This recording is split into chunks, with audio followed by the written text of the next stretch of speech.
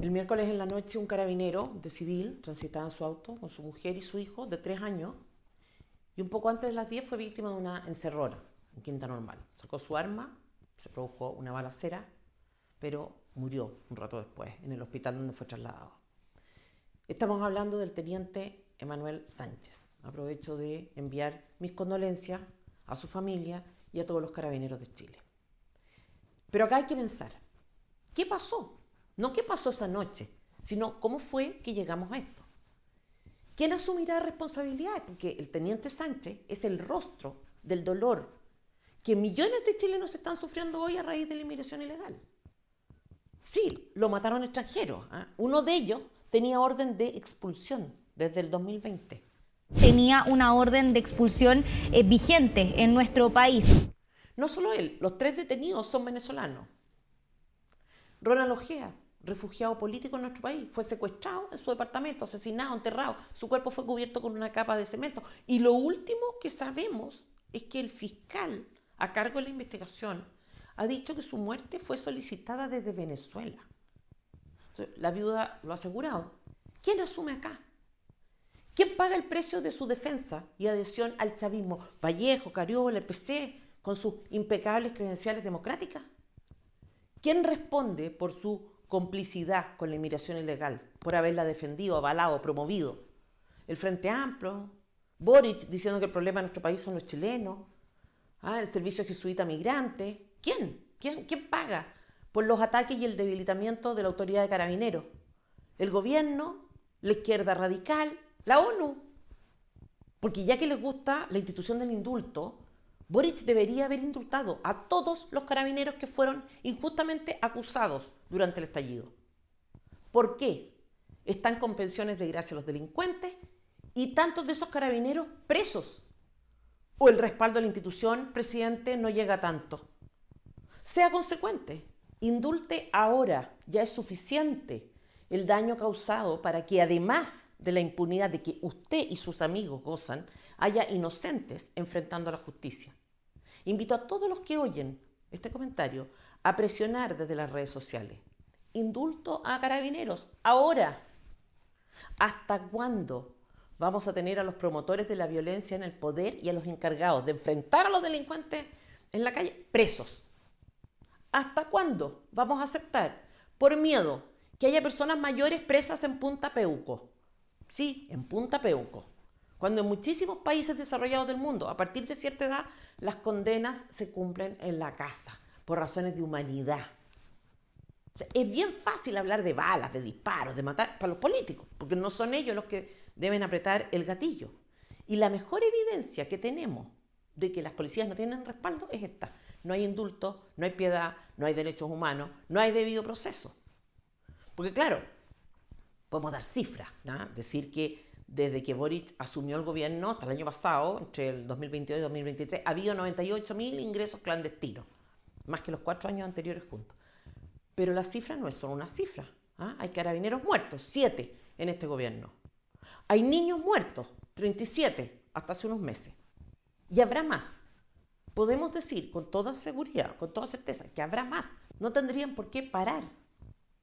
Escandalosa además la actitud de los venezolanos detenidos. Miren la actitud desafiante que se muestra en este video. Los CEFAN, 3 ciudadanos de nacionalidad venezolana, serían los responsables. Los que acaban de matar a un carabinero se burlan. Esa mueca, ese desdén, es maldad, sí. Pero también es la confianza, la tranquilidad del que sabe que arriesga poco. ¿Quién se hará cargo? Porque el señor que está a cargo es el que dice esto. Hoy día me vine caminando por Alameda y fue bien bonito porque hay gente que dice que un presidente no debiera o no pudiera caminar en la calle. Yo camino con total tranquilidad. Y este no fue un desliz de Boric. La semana pasada decía que había caminado por la Avenida Brasil de noche, porque se puede, aunque algunos digan lo contrario. Ayer pasaba, iba caminando en la noche por Plaza Brasil, porque se puede caminar por Plaza Brasil en la noche, pese a lo que dicen algunos. En su extraordinaria columna de esta semana, que recomiendo oír, Francisco Cancino, director de estudio FNM, habló en parte de esto y se dio el trabajo de averiguar cuál era exactamente la seguridad con que cuenta el presidente de la República. Por favor, oigan esto. Boric vive, camina y duerme tranquilo, salvo las noches que escucha bombas. Vive tranquilo, ¿sabe por qué? Porque dispone de más de 400 funcionarios de Carabineros, única y especialmente dedicados a su servicio, a su atención y protección, en todo lugar, en todo momento, para cualquiera de sus movimientos. Son 93 los funcionarios del OS8 del Departamento de Seguridad Presidencial. El grupo Escolta Presidencial lo conforman entre 150 y 160 funcionarios.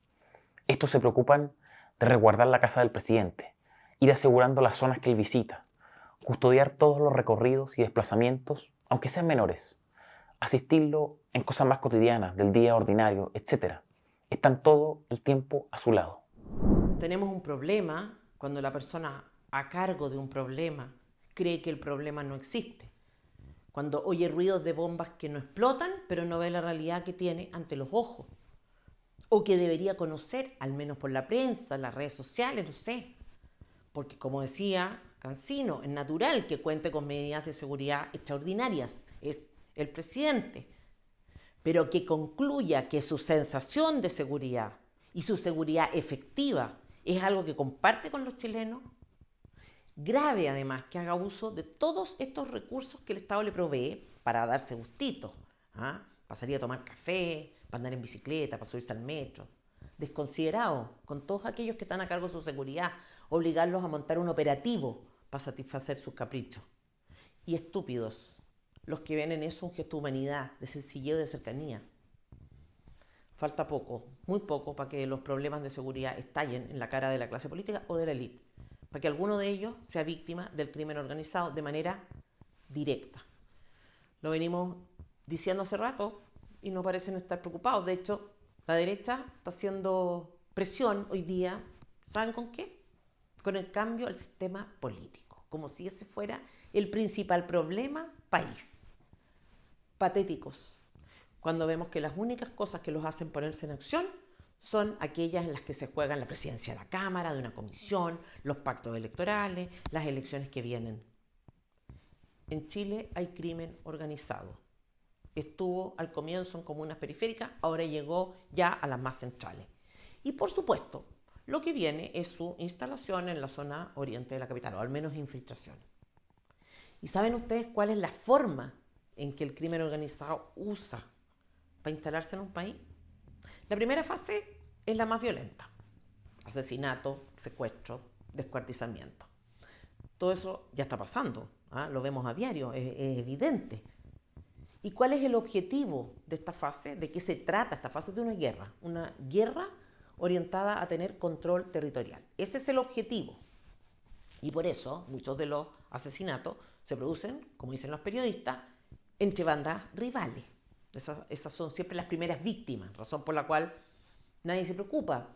Muchos se matan entre ellos, piensan.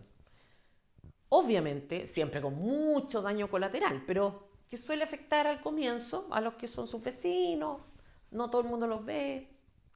Ahora, cuando un grupo se impone, eso ya pasa en Chile en varias partes, o sea, cuando uno logra tomar control sobre el otro, procede a imponerse por sobre el Estado. Esto también pasa en muchos lugares de Chile.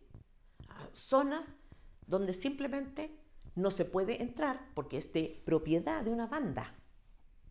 El negocio de estos grupos es al comienzo de droga, son narcotráfico y comercio sexual, pero después se diversifican. Eso también pasa en Chile. Presidente, mientras usted circula de noche por la capital con romanticismo bohemio. Hoy día hay, por ejemplo, barberías, pizzerías, cementerios ilegales, incluso negocios inmobiliarios. Oigan esto. Ellos estaban orientados fundamentalmente a la parte, entre comillas, comercial. A la distribución de la droga, a la venta de la droga y al mantenimiento de ciertos lugares de fachada, barberías, centros de impresión, casas de cambio. ¿No? Casas de cambio. Casas de cambio. ¿No? Estas asociaciones empiezan entonces a infiltrarlo todo, a contratar gente, al trabajo, a llevar sus hijos para que interactúen con los hijos de los chilenos comunes y corrientes. ¿Se imaginan eso? Los que oyen este comentario y viven en un entorno seguro, en sus barrios, en sus colegios, con sus hijos. Obviamente la élite cree que este, insisto, es un fenómeno marginal, algo que ocurre de manera muy acotada y que por supuesto a ella no la va a afectar. Aunque así fuera, sería gravísimo. Pero además, ¿cuál sería la razón por la que habría que suponer que no están avanzando? Por de pronto les quiero comentar cuánto gana esta gente en sus negocios, a ver si entienden, si dimensionan el poder que tienen. El negocio inmobiliario, la venta ilegal de terrenos o casas instaladas en toma ilegal, o sea, en propiedad ajena, esta industria le genera 50 millones de dólares anuales. 50 millones de dólares que van a los bolsillos de esta gente. Gente mala, gente peligrosa. Plata que les da, insisto, mucho poder. Entonces, quiero retomar el tema del negocio inmobiliario a propósito también de un comentario inaceptable que hizo Matei al respecto. Pero antes de eso, en cierto sentido, no debieran preocuparnos estos problemas de seguridad. Porque circula una idea que Chile podría patentar para resolverlo. Crear un Ministerio de Seguridad. Yo digo, ¿por qué no lo pensamos antes? Hemos estado hablando de las policías, de las Fuerzas Armadas, del control de fronteras, pero teníamos la solución ahí, a la mano, un ministerio. Es cosa de verlo bien que lo hacen los otros que ya existen. Piensen ustedes, los excelentes resultados del Ministerio de Educación, del Ministerio de Salud, del Ministerio del Interior. ¿Por qué no replicar lo que ya ha sido un éxito? Es que es una vergüenza esta cuestión. Volvamos al tema del negocio inmobiliario del crimen organizado, que no se puede disociar del déficit de viviendas que hay en Chile.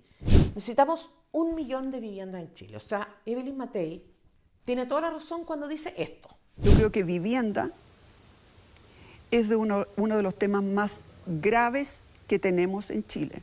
¿Pero qué fue lo que agregó la candidata? Oigan la frase entera. Yo creo que vivienda es de uno de los temas más graves que tenemos en Chile y podría dar origen a otro estallido. Que el déficit de vivienda podría dar origen a otro estallido. Esto es escandaloso.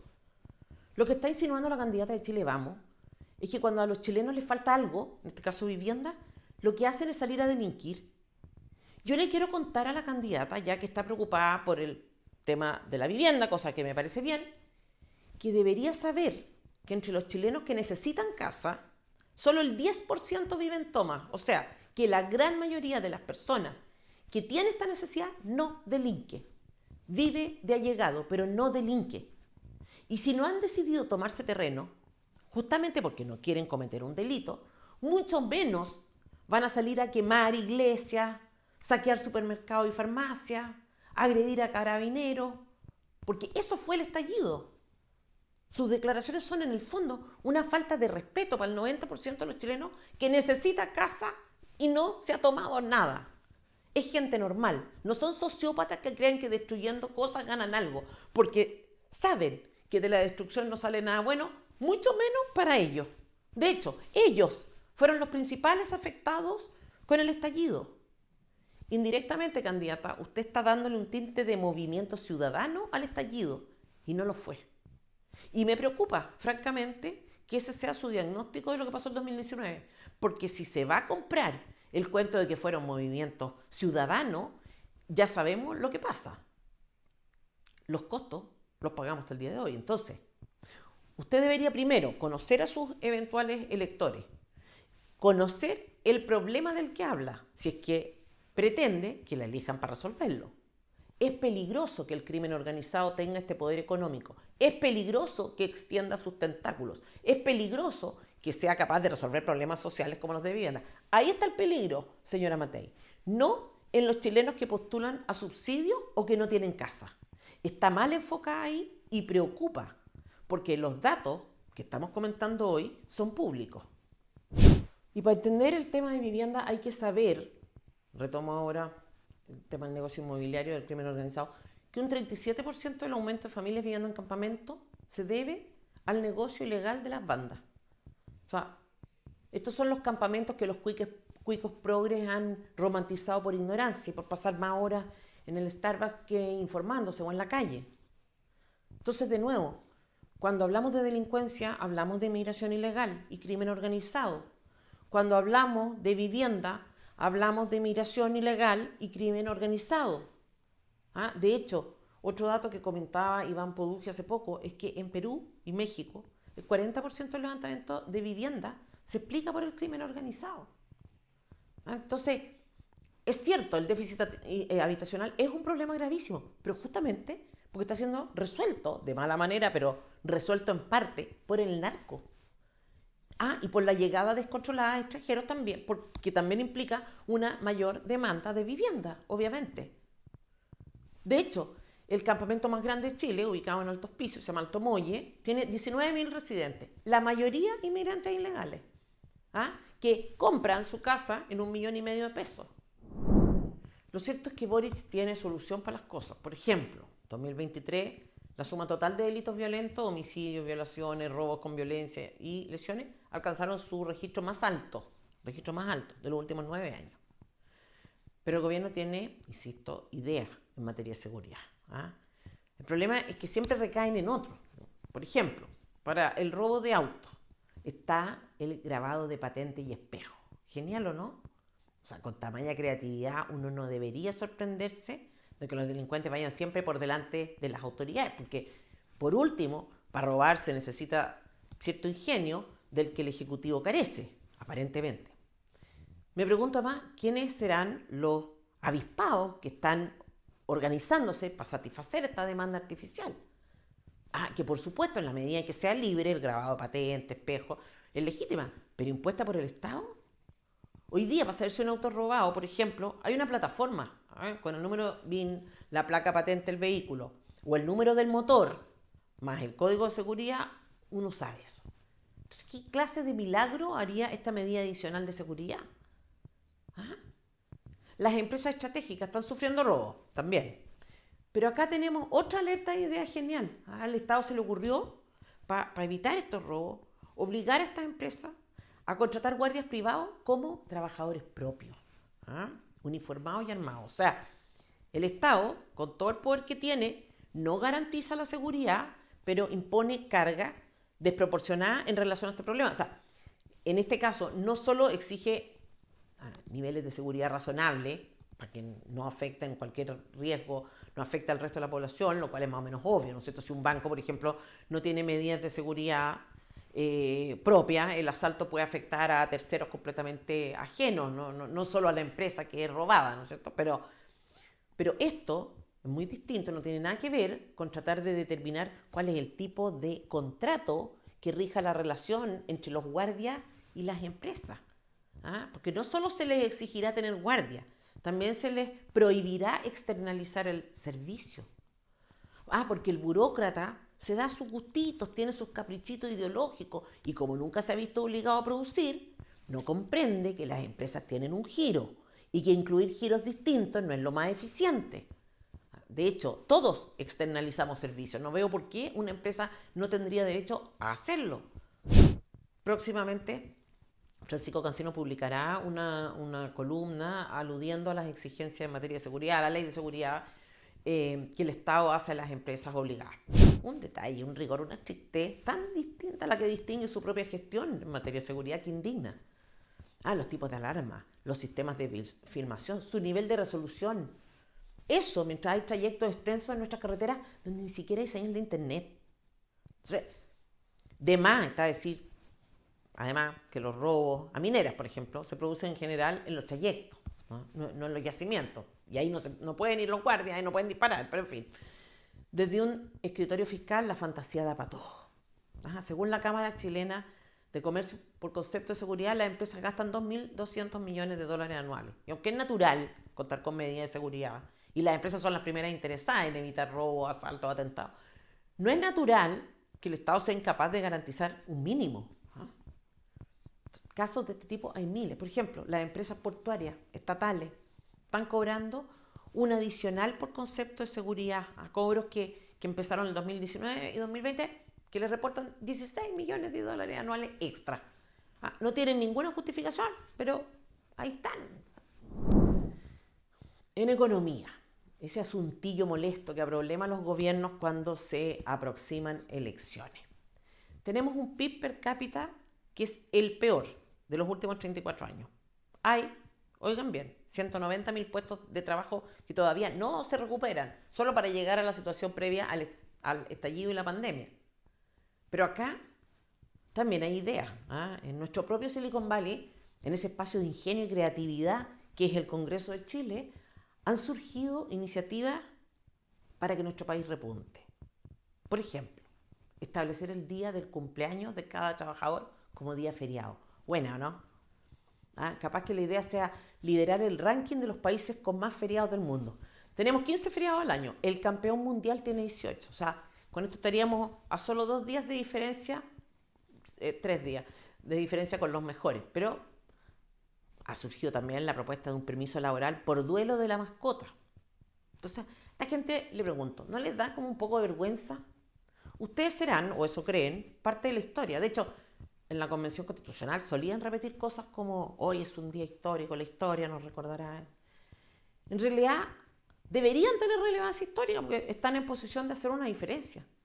Pero si siguen así, serán olvidados por irrelevantes.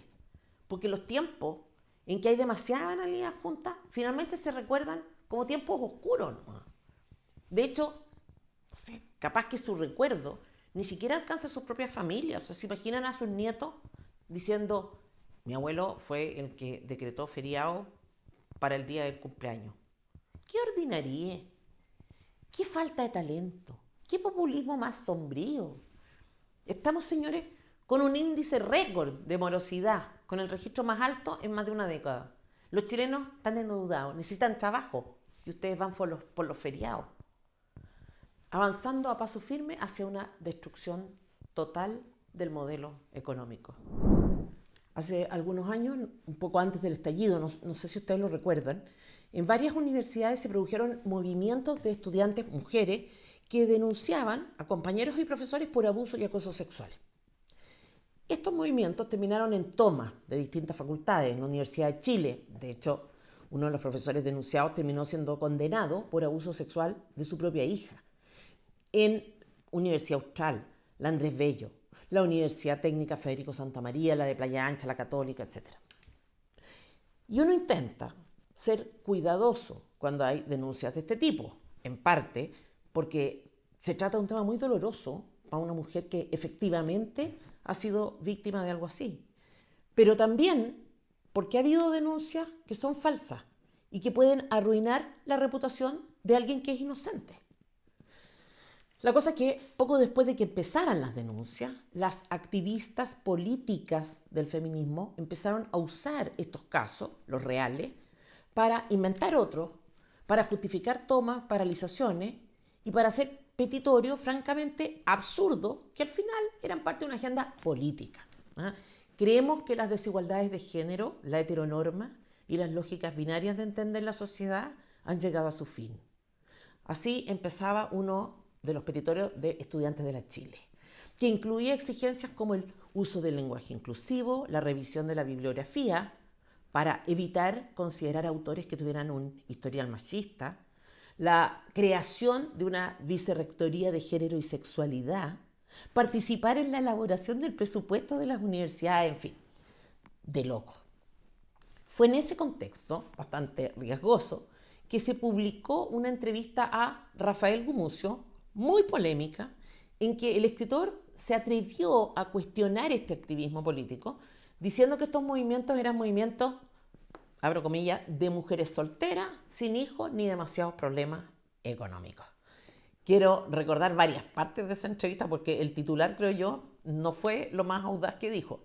Pero antes de eso, aclarar. Obviamente, Gumucio no se refería a las mujeres que realmente habían sido víctimas de abuso, sino a las que se sumaron y trataron de lucrar con la tragedia ajena.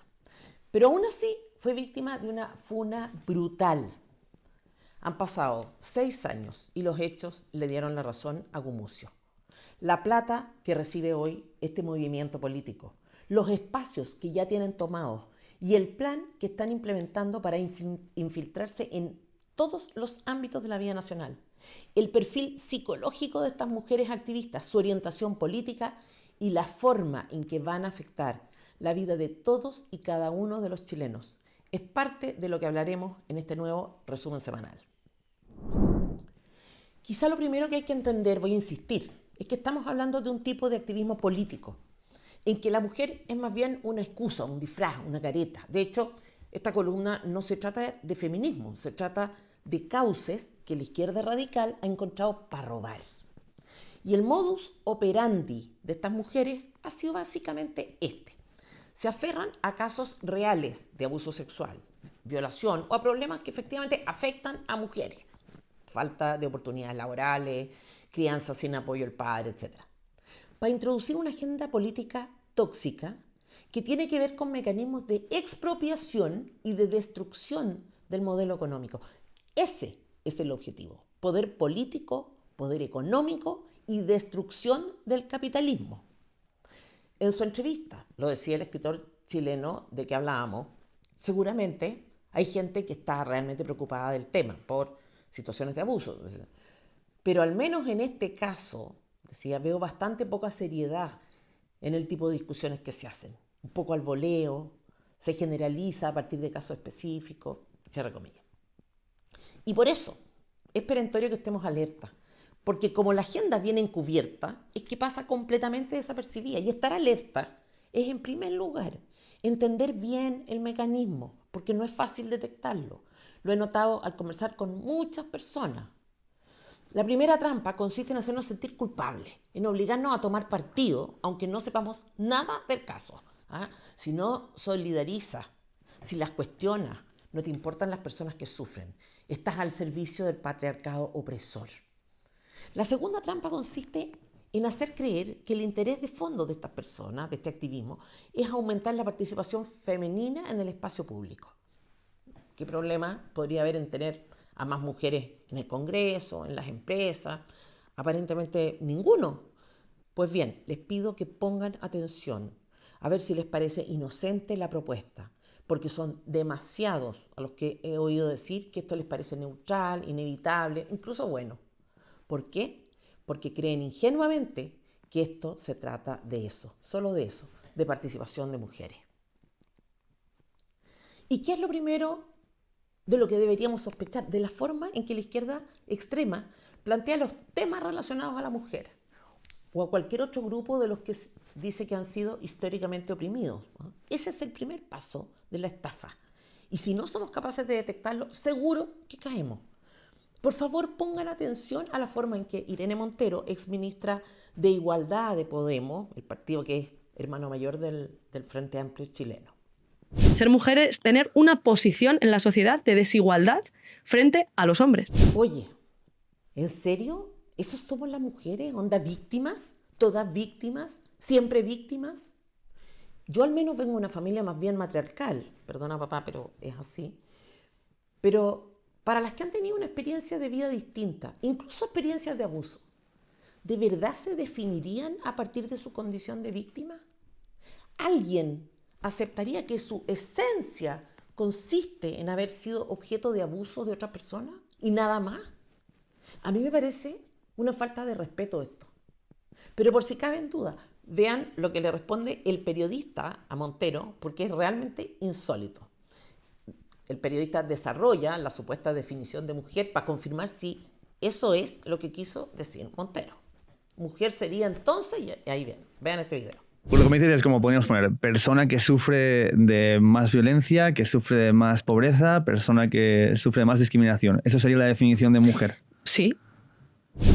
Y ella ratifica, dice que la condición de víctima es más relevante, más decisiva como definición de mujer que cualquier otra cosa.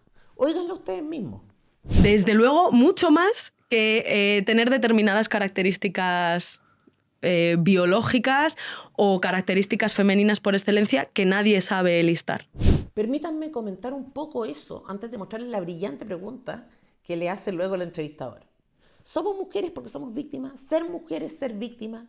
La esencia femenina, insisto, está dada por ser víctima. Decir esto es lo mismo que decir que una persona es lo que es en función de otra, o sea, que no tiene identidad propia.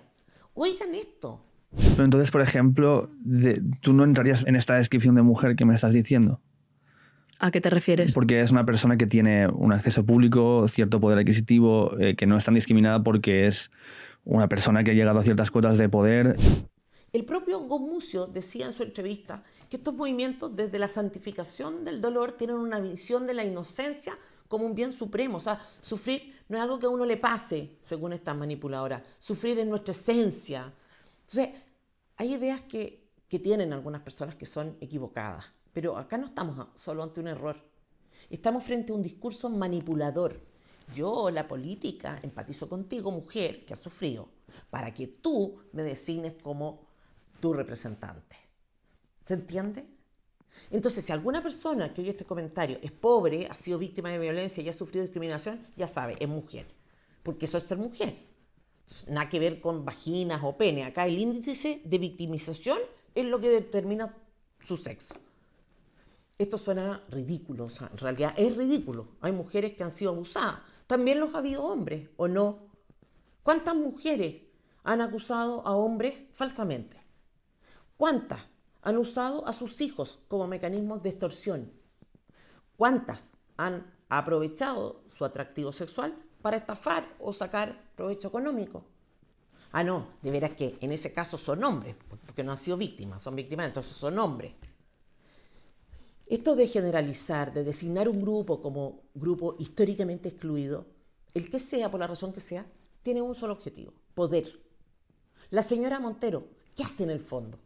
Captar adhesión de mujeres incautas para acceder ella a espacios de poder.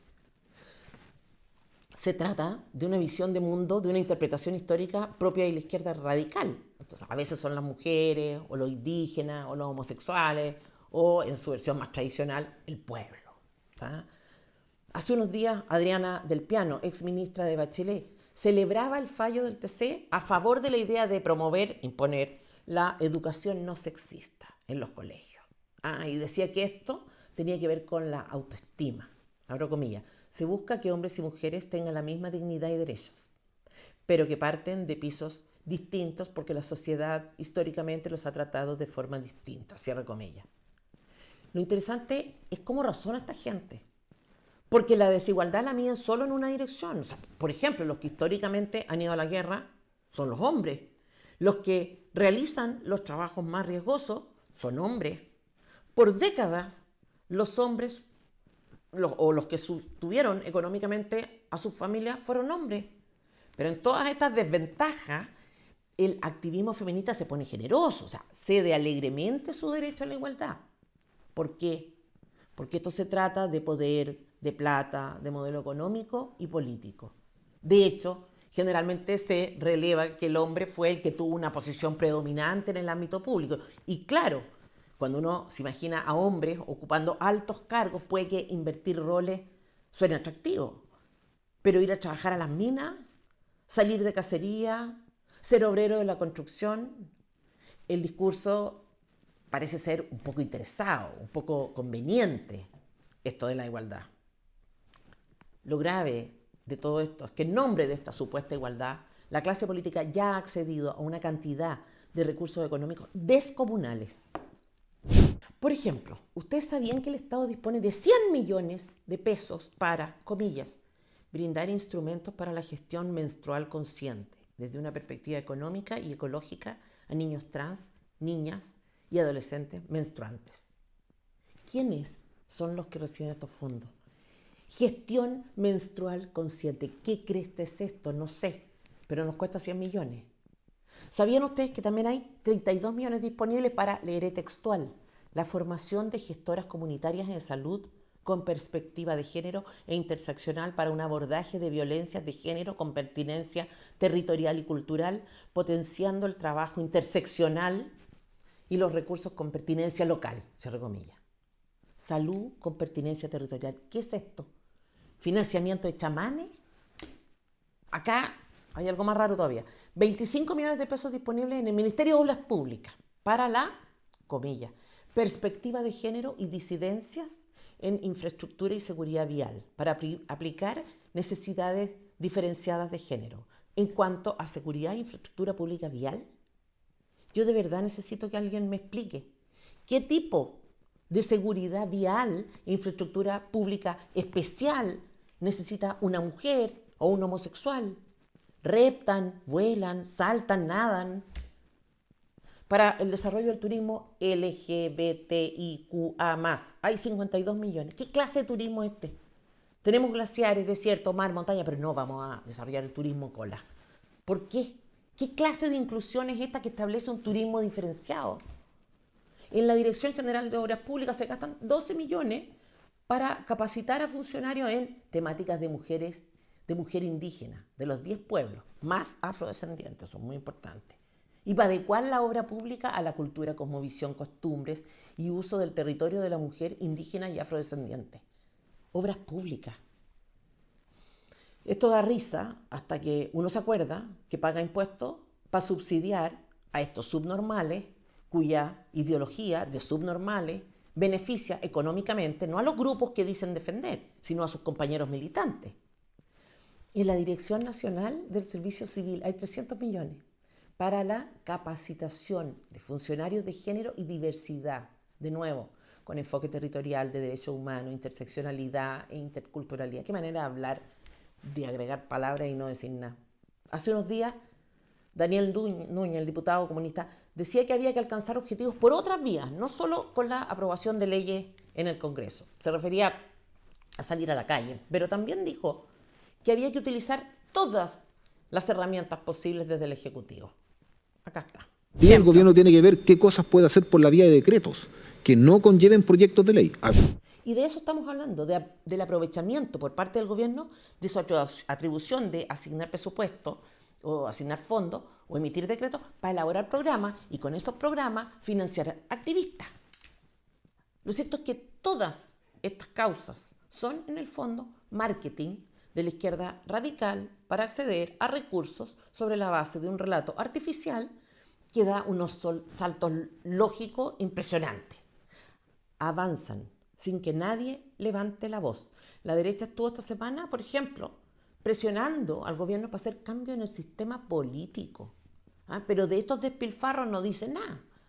Peor todavía, en la actualidad se están tramitando varios proyectos de ley orientados supuestamente a estos grupos. O sea, van por todo y nadie enciende alarma.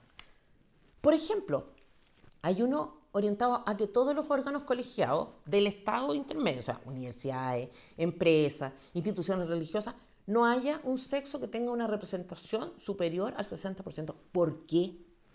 ¿No tenemos las personas derecho a organizarnos como se nos antoje? Por ejemplo, a tener un movimiento, un partido político compuesto solo por mujeres o solo por hombres. A preferir un colegio que no sea mixto para nuestros hijos. Esto es de un autoritarismo inaceptable. Otro proyecto señala que la desigualdad de sexo no puede ser superior al 60% en la sociedad anónima. Esto afecta el derecho de propiedad, la libertad de asociación, pero también el interés legítimo de una organización de tener fines distintos a los de la ingeniería social. Hay otro proyecto orientado a garantizar cuotas de mujeres en eventos musicales, al menos en un 30%. O sea, es tal el nivel de extremismo que pretenden obligarnos a oír música con perspectiva de género. ¿Se imaginan ustedes una playlist de Spotify que se bloquea cuando uno quiere agregar canciones porque se superó el límite asignado a un sexo determinado? ¿Qué clase de idiotez es esta? Hagan lo que quieran en sus instituciones, con sus hijos, pero financien sus obsesiones delirantes con recursos propios. No pretendan que el planeta marche al ritmo de su fanatismo. Cuotas, también en la pesca artesanal, representantes en los comités regidos por ley de pesca y agricultura. Ninguno más de 2/3, dice, ninguno de los dos sexos. En la ciencia, becas, proyectos de investigación en áreas de ciencia, tecnología, ingeniería, matemáticas. La ideología por sobre todo, antes que el sentido común, antes que el mérito, antes que la justicia incluso. Fanatismo. De eso estamos hablando, del desequilibrio de personas que se aferran a sus creencias o a sus opiniones como si fueran dogmas, que además pretenden imponer. En el colmo del absurdo, por ejemplo, uno ve la política nacional de migraciones de este gobierno y encuentra que la palabra derechos aparece 135 veces, mujeres 49, género 46, pero que de los problemas graves asociados a la inmigración ilegal casi no hablan. O sea, una política pública de inmigración que habla más de mujeres que de frontera. 49 veces usa la palabra mujeres, 14 veces la segunda frontera. En que el crimen organizado es mencionado 9 veces y el narcotráfico 2, pero brecha 45, igualdad 15. Gente obsesiva de ideas fijas que no puede salir de la jaula mental en que están atrapadas sus neuronas para pensar en algo que no sean ellos mismos. Obsesivas también en lo sexual. Lo dijo también Gumucio con la audacia que lo distingue. Estos movimientos tienen, comillas, el sexo como fuente de obsesión. Y a propósito de este fetiche, ¿saben ustedes que con sus impuestos el gobierno financió cosas como una guía para dibujar un clítoris? Interesante, ¿o no? Un tour clítoris, que eran talleres para combatir el analfabetismo sexual y derribar tabúes. Yo no sé cuál es el tema, porque así como es indeseable una cultura en que no se puede hablar del placer sexual, tampoco parece normal que este sea el gran tema de algunos movimientos políticos de mujeres de izquierda. O sea, uno entiende esta clase de fijaciones en púberes, hormonales, obsesivos con ver pechuga, pero en gente adulta, no. Decía Gumucio, pasamos de una cultura donde lo duro, lo fuerte, lo inflexible era lo más importante a una cultura en que lo frágil y lo débil es lo más importante. Gumucio, en la entrevista que dio esos años a La Tercera, dijo, tenía toda la razón. Fanatismo, obsesión sexual. Pero también, y sobre todo, desconexión profunda, elitismo, en el peor sentido de la palabra.